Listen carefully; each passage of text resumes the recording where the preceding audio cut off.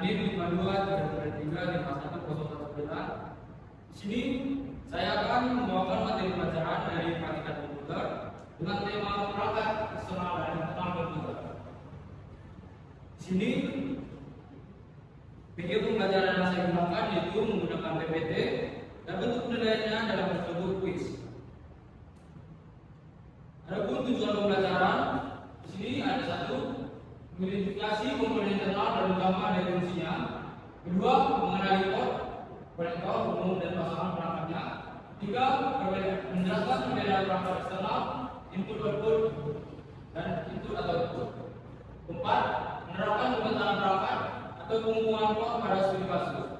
Kelima, melatih komunikasi teknis dalam presentasi atau penjelasan singkat. Baik, sebelum masuk ke materi kita, ada langkah kita mulai dengan doa. Ada pesan doa. Doa selesai.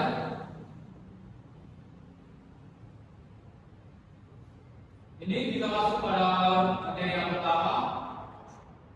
Kita masuk pada pengertian perangkat komputer eksternal dan internal terlebih dahulu. Perangkat internal adalah perangkat komponen komputer yang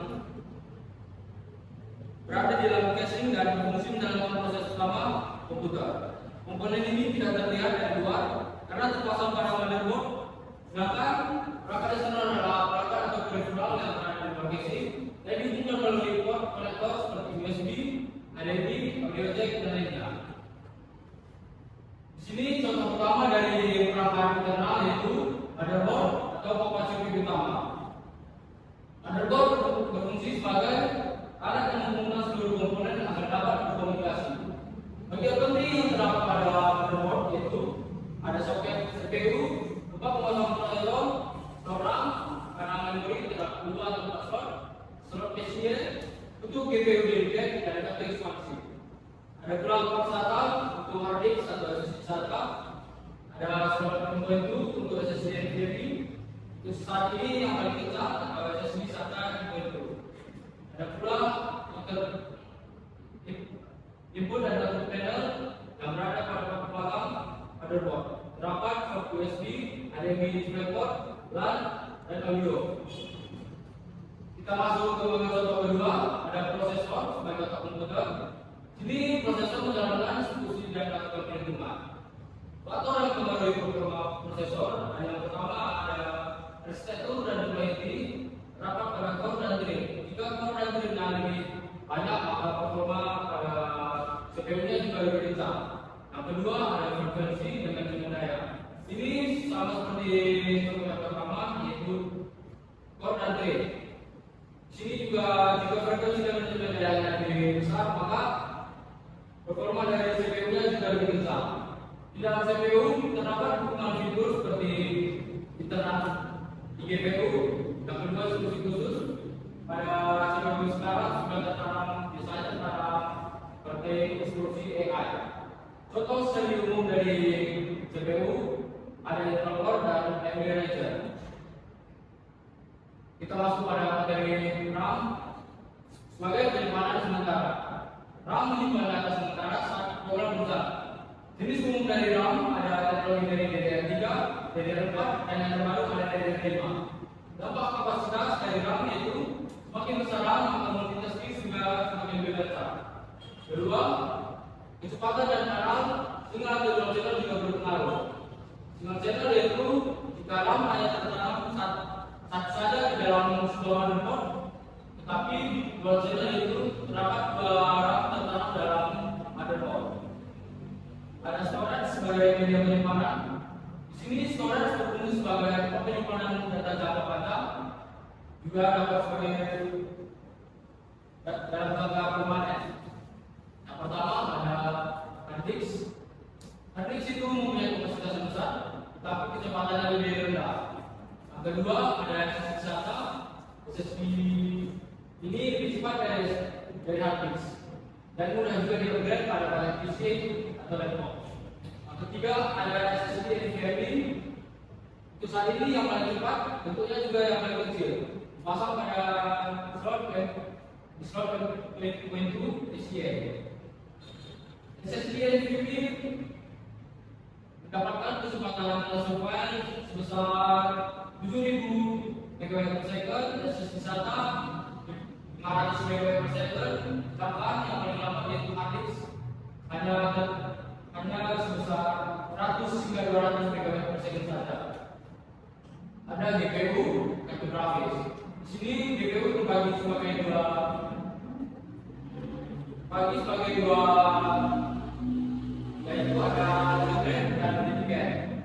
Di sini GPU berfungsi sebagai alat grafis untuk tampilan monitor.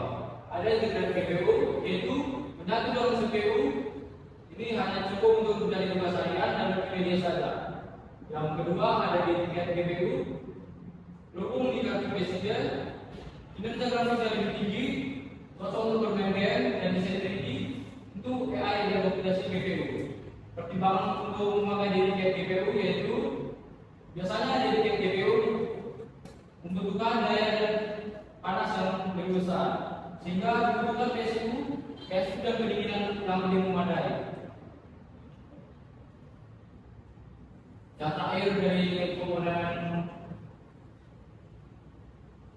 PSU yaitu power supply unit sebagai sumber daya.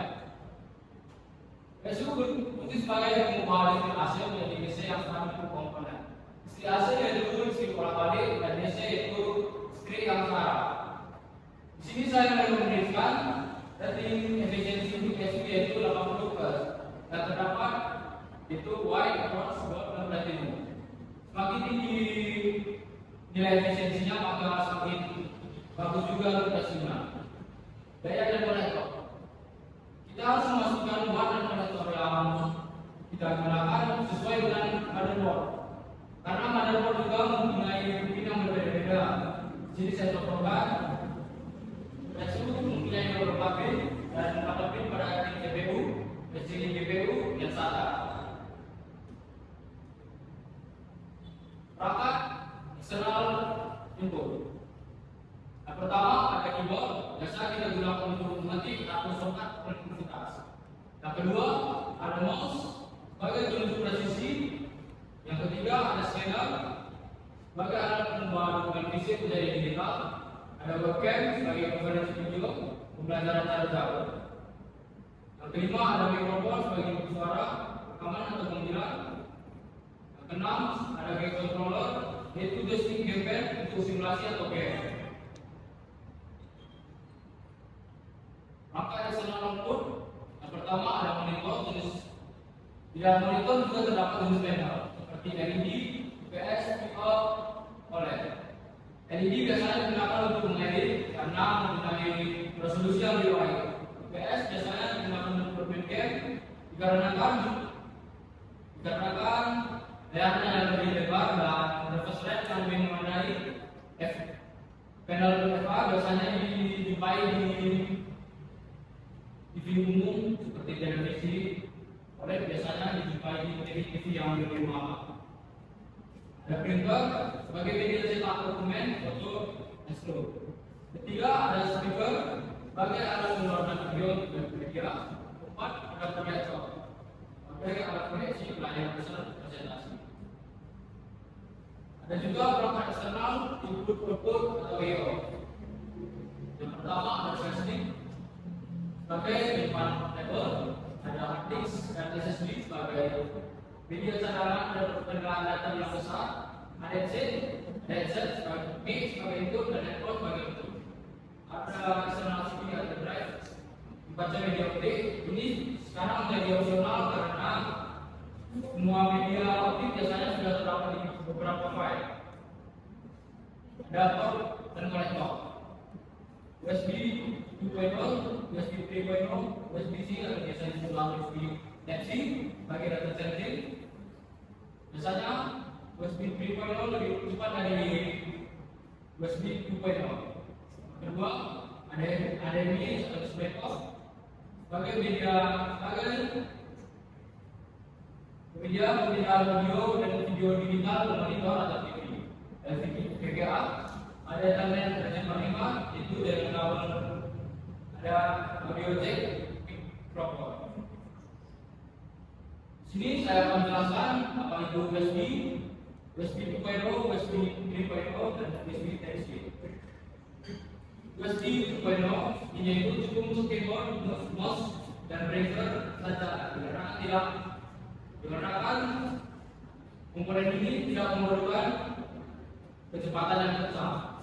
USB 3.0 lebih cepat dikarenakan lebih cocok untuk flash disk dan SSD eksternal, dikarenakan flash disk dan SSD biasanya membutuhkan kecepatan yang kencang.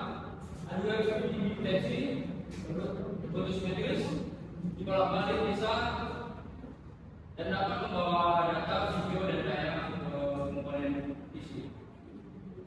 Catatan, kemampuan USB Type-C bergantung pada perangkat dan kabel yang kita miliki.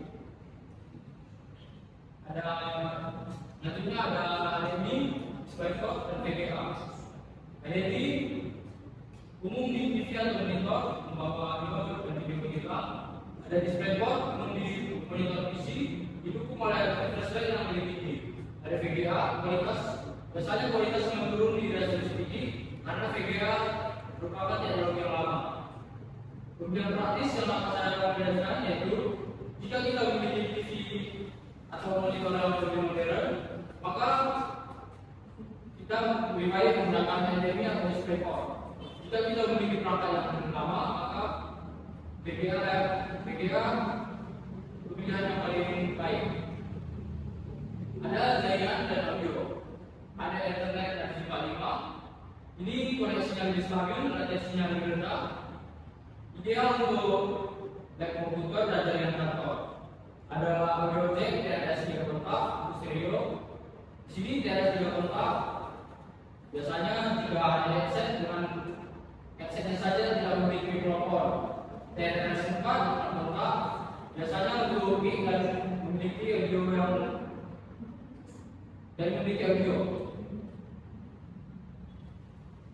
Sekian materi yang saya berikan. Apakah murid memiliki pertanyaan untuk saya? Baiklah, jika tidak ada, maka saya akan memberikan pertanyaan kepada kalian. Pertanyaan pertama, apa sulit untuk menghubung semua komponen adalah C. Baik, kita bisa jawabannya yang benar.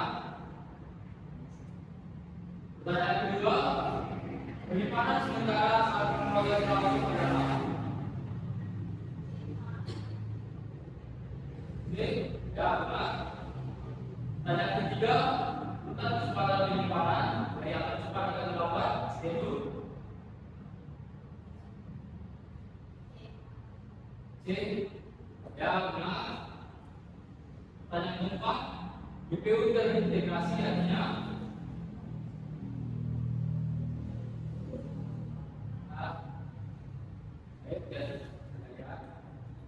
ya, jawabannya A, transaksi slot PCIe. Pertanyaan terakhir, fungsi PSU adalah C. Ya, jawabannya C. Mengubah arus AC menjadi DC. Ya, setelah pembelajaran saya bawakan, maka di sini saya akan memberikan tugas kepada kalian. Kalian mencari perangkat eksternal dan internal yang ada di rumah, minimal satu perangkat eksternal dan satu internal, dan pada pertemuan berikutnya kalian presentasikan di depan kelas. Baik, di sini saya akan membacakan kesimpulan karena ini bagian mendukung pada pembelajaran kita pada hari ini. Kesimpulannya yaitu komputer merupakan sistem yang terdiri dari rangkaian internal dan perangkat eksternal yang bekerja sama menjalankan semua aktivitas dari mengerti hingga berpikir. Perangkat internal adalah komponen yang berada di dalam mesin dan berfungsi sebagai proses utama. Inti dari perangkat internal adalah CPU sebagai otak yang menjalankan instruksi dan motherboard yang berfungsi membuka seluruh komponen internal tersebut. Data program sementara disimpan pada RAM dan data jangka panjang disimpan dalam storage seperti hard disk, SSD SATA atau SSD NVMe. Sementara itu, GPU mengolah tampilan monitor dan PSU bertugas mengkondisi AC dan DC yang stabil untuk semua komponen. Dan ada operasional yang berada di luar casing yang dihubungkan melalui port seperti USB, HDMI atau audio jack. Perangkat ini digariskan dan input, misalnya untuk memasukkan data, output untuk menampilkan hasil, dan input-output yang dapat berfungsi ganda. Contohnya flash disk dan headset. Kemudian port seperti USB 3.0, HDMI atau DisplayPort sangat penting karena mengalami kecepatan transport data atau kualitas pilihan. Baiklah, karena tadi dimulai dengan pembahasan doa, maka saya tutup juga dengan doa. Doa selesai. Terima kasih untuk pertemuan kita hari ini. Untuk tugas-tugasnya saya harapkan untuk pertemuan berikutnya kalian dapat menjelaskannya kepada saya.